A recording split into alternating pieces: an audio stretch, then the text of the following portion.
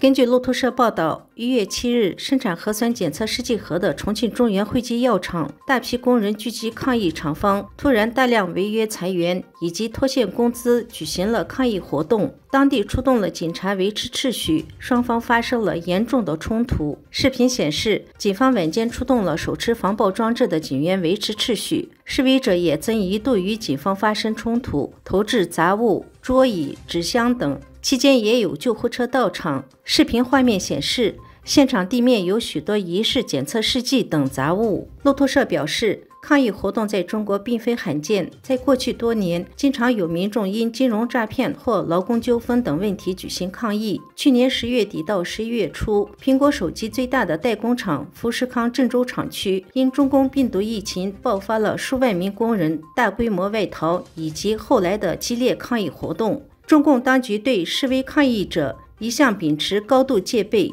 严厉镇压以及秋后算账的态度。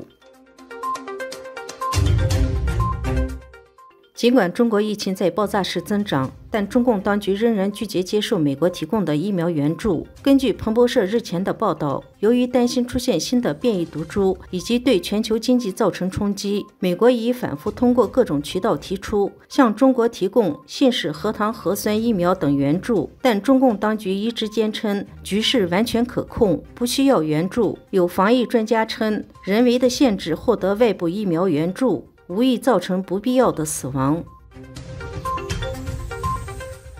英国《每日邮报》日前引述安全情报人员披露，英国政府出于对国防安全的考虑，近期对政府部长和外交官使用的公务车辆进行了检测。安保人员在一个从中国进口的密封零组件中发现了能够传达定位信息的 SIM 卡。消息人士认为，中方的目的可能是借助跟踪器打造资料库，以此搜集中方感兴趣的潜在位置和地址。英国保守党前党魁史密斯指出，上述发现的问题显示，英国已经到了把中国视为系统性威胁的时候。另有专家认为，该事件可能显示俄罗斯与中国的情报机构对英国部长级官员实施了远程跟踪。中共取消清零防疫措施后，同时也撤销了免费治疗中共病毒的政策。而面对当下席卷全国的前所未有的疫情浪潮，中共国家支持的健康保险计划纷纷减少或拒绝承保。感染中共病毒的中国病人在高昂的医疗费用下苦苦挣扎。3年来，中共病毒染疫病人享受了相关的治疗补贴。北京曾吹嘘免费治疗中共病毒是成功抗击疫情的象征，但据中共地方政府的公告，在上个月北京突然撤销了中共病毒清零策略之后，至少有14个省份和城市停止了提供对中共病毒的免费治疗。随着中国的医院和发烧门诊被老年患者挤爆，分析人士认为，中共的做法给低收入患者带来了相当大的压力，并暴露了资金不足的中国医疗系统存在着严重的不平等现象。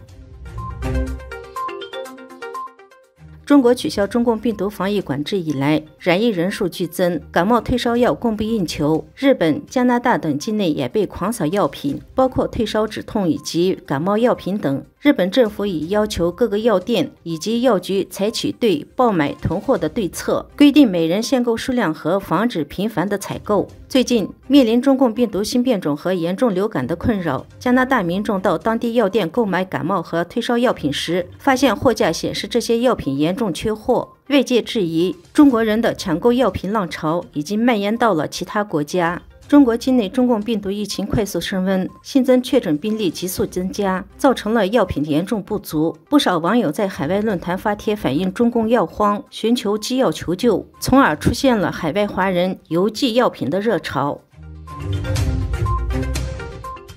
华盛顿邮报10日根据中国多地的卫星图像以及与受害者的描述报道，中共病毒疫情大爆发后，火葬场排队等候亲人火化是多地出现的现象，多个殡仪馆也已暂停追悼会。家属虽然能在亲人火化前告别，但时间只有2分钟。华盛顿邮报取得由美国马克萨科技公司拍摄的卫星图像显示，包括北京、南京、成都与昆明等多地的殡仪馆都可以看到车辆运送遗体，人们排队等候火化的景象，与2021年同期相比显得频繁。而这些现象与中共官方公布的中共病毒疫情死亡人数不一致。报道引述一名殡仪馆接待人员的话说，在殡仪馆工作6年，从未这么忙碌过。冰柜已满，8个火化炉都是24小时全天运作。由于火化需求太高，报告提到，部分殡仪馆已经停止举办追悼会，只提供火葬服务。国际机构与专家预测，中国中共病毒染疫死亡人数应接近每天5000多人。多个模型显示，中国2023年预计有超过100多万人死于中共病毒疫情的大流行。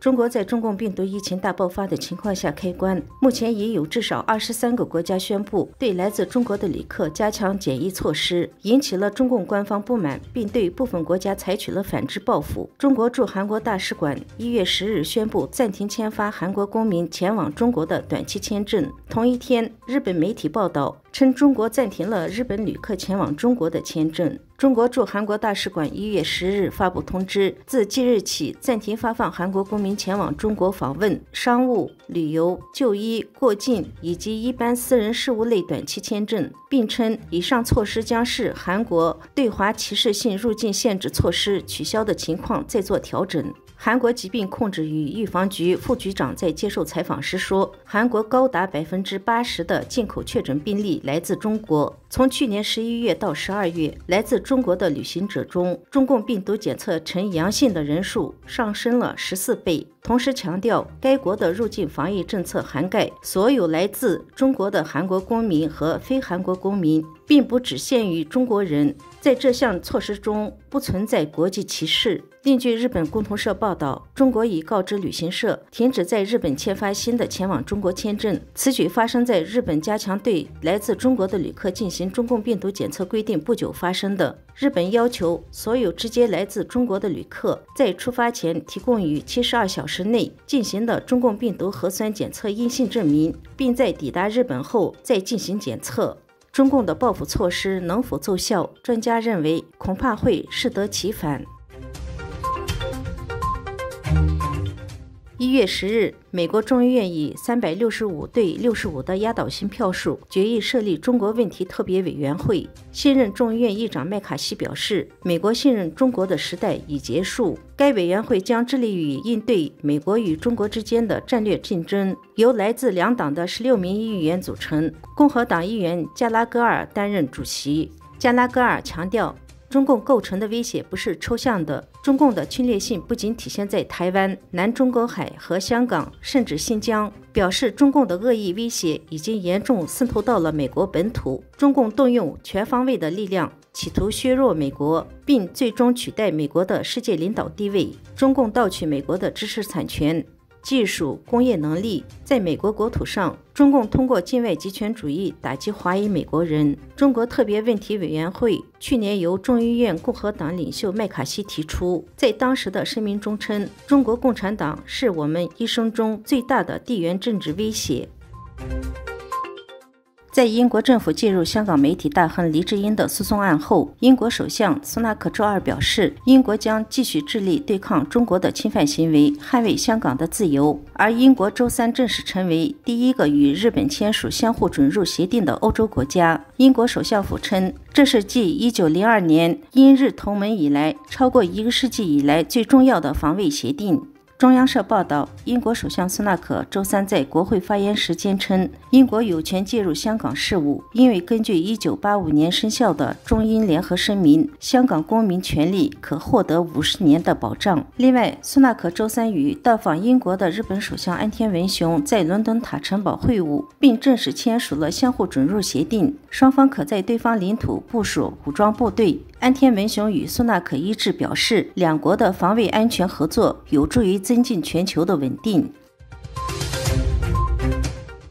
1月11日，世界卫生组织再次批评了中共低报中共病毒染疫死亡人数，但中共专家却声称，目前没有必要追究具体死因，这进一步加大了国际社会的担忧。世界卫生组织重申，中国需要分享更多关于国内爆炸性中共病毒疫情的数据。目前中共官方统计的数据无法显示出当前的中共病毒疫情激增带来的真正影响，世卫对此表示担心。世界卫生组织紧急项目负责人迈克尔表示，世卫组织仍然认为中国的死亡人数存在严重的低报行为，这与中共所采用的定位有关，需要鼓励医生和那些将数据录入公共卫生系统的人员通报病例，而不是隐瞒。这已经是世界卫生组织第2次批评中共低报中共病毒死亡人数。记者通过采访发现，自从去年12月开始，中国染疫和死亡人数剧增。中共当局命令各级医院、警察、火葬场、养老院不许他们将死者的原因